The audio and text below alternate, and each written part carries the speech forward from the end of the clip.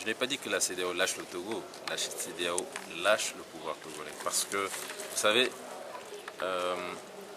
depuis plusieurs semaines, vous avez dû vous rendre compte que la société civile a fait beaucoup de pression pour que 2018 ne soit pas 2005. Nous avions l'appréhension que la CEDEAO ne répète la bourde de 2005 qui a plongé le Togo dans une crise que nous vivons jusqu'ici.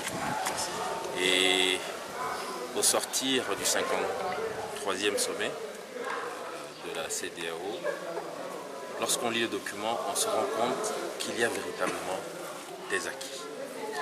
Il y a des acquis en ce sens que lorsque le dialogue a commencé, nous avons eu des informations comme quoi, à chaque fois qu'il s'était agi de parler des réformes, la question qui revenait était celle-ci.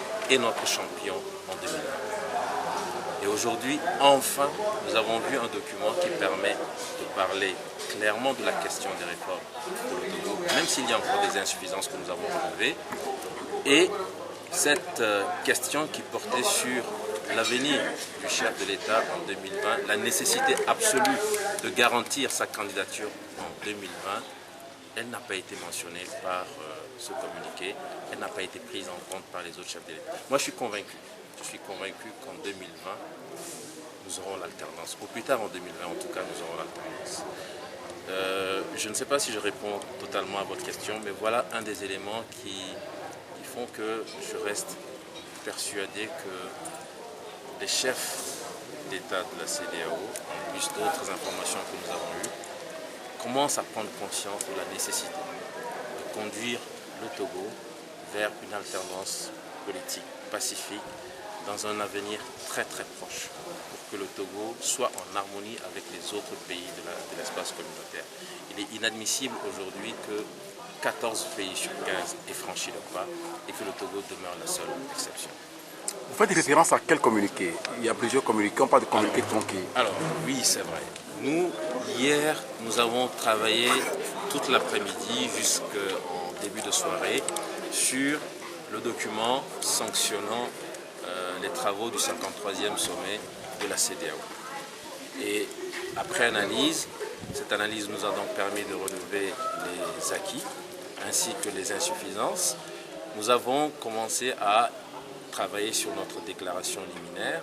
Et c'est lorsque nous étions en train de travailler sur la déclaration liminaire ce matin que nous avons appris qu'il y avait un autre document qui semblait être le document officiel parce que portant paraphe d'une autorité.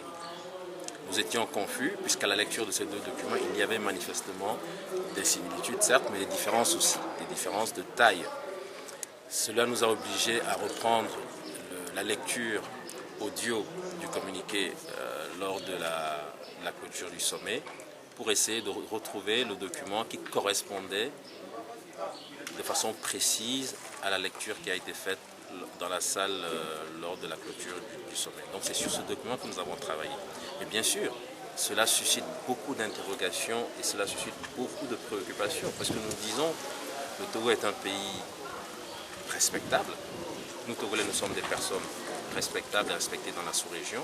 Et je pense qu'il est totalement impensable qu'au terme d'une telle réunion, on puisse avoir plusieurs documents censés être des documents sanctionnant les travaux de ce sommet.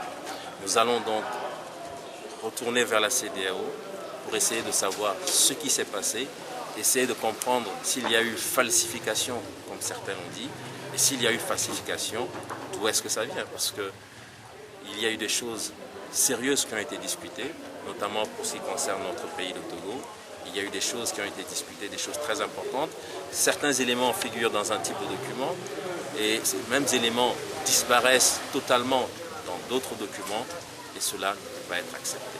Et si, comme nous le pensons, cela vient du pouvoir togolais, je pense que c'est vraiment symptomatique de la nature de ce pouvoir et de ce qui risque de nous arriver. Quand j'ai dit nous, c'est nous avec la CEDEAO, si nous accordons totalement une confiance à ce pouvoir pour conduire les réformes et organiser les élections prochaines.